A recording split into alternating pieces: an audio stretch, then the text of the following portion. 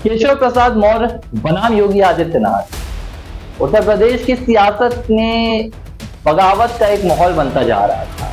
लग रहा था कि बगावत तो होने वाली है। केशव प्रसाद मौर्य को खुले ऑफर मिलने लगे थे। लेकिन बीते दिनों हमने लिबरल टीवी पर आपको वो स्टोरी दिखाई थी, वो खबर बताई थी, जब केशव प्रसाद मौर्य ने हाल ही में उत्तर प्रदेश के मुख्यमंत्री योगी आदित्यनाथ को भारत का सबसे बेहतर मुख्यमंत्री बता दिया। ये बयान सामने आना था कि विपक्ष पूरी तरह से निराश हो गया और जो गुटबाजी वाले नेता थे, जो कहीं ना कहीं एक तरफ मौर्य के हो गए थे, एक तरफ योगी के हो गए थे, वो भी निराश हो गए कि अचानक ये क्या हुआ।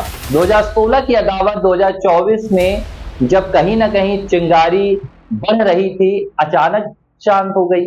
और वही नेता, कोई और नहीं, योगी आदित्यनाथ की तारीफ केशव प्रसाद मौर्य के सामने कोई और करता तो शायद ये कह दिया जाता है कि केशव प्रसाद मौर्य ने अपनी हाँही भरी या उन्होंने कुछ वहां पर प्रतिक्रिया दी।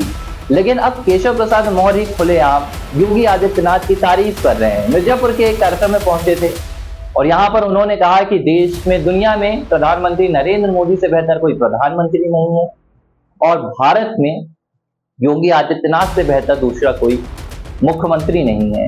केशव प्रसाद मौर्य की ये तारीफ थी कि जो सियासत के पंडित होते हैं वो भी चौंक गए और खोज करने लगे, तलाश करने लगे कि आखिर ये बदलाव अचानक कैसे आया।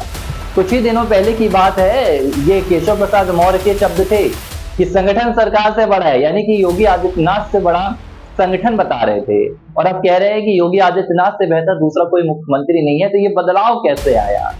अब जो खबर निकल कर आ रही है वो भी बेहद दिलचस्प है।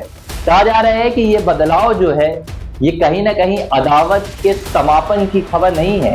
ये अदावत खत्म नहीं हुई है, लेकिन ये कहीं ना कहीं एक सियासत की मजबूरी है। योगी आदित्यनाथ बनाम केशव प्रसाद मौर्य की ये कहानी अभी थमी नहीं है। लेकिन जो उत्तर प्रदेश में 10 विधानसभा सीटों पर उपचुनाव होने वाले हैं, इन उपचुनाव में दोनों ही नेताओं को बड़ी जिम्मेदारी दी गई है।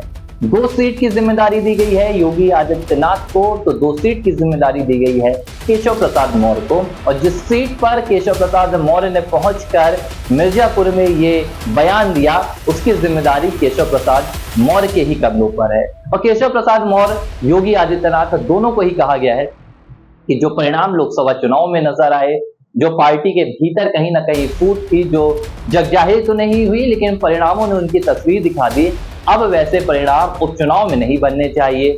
पार्टी के भीतर 2 फूट नहीं होना चाहिए और पार्टी लामबंद और एकजुट नजर आनी चाहिए। यही वजह है कि अब केशव प्रसाद मौर्य, योगी आदित्यनाथ दोनों ही राजनेता अपने आपसी मनमुटाव को भुलाकर इन सीटों पर भाजपा की जीत सुनिश्चित करने की कवायद में जुटे हुए हैं। लेकिन भविष्य दोनों राजनेताओं का क्या होगा, इसे लेकर अभी भी संशय बना हुआ है। लिबरल टीवी पर यह स्टोरी देख रहे हैं आप, बने रहिए।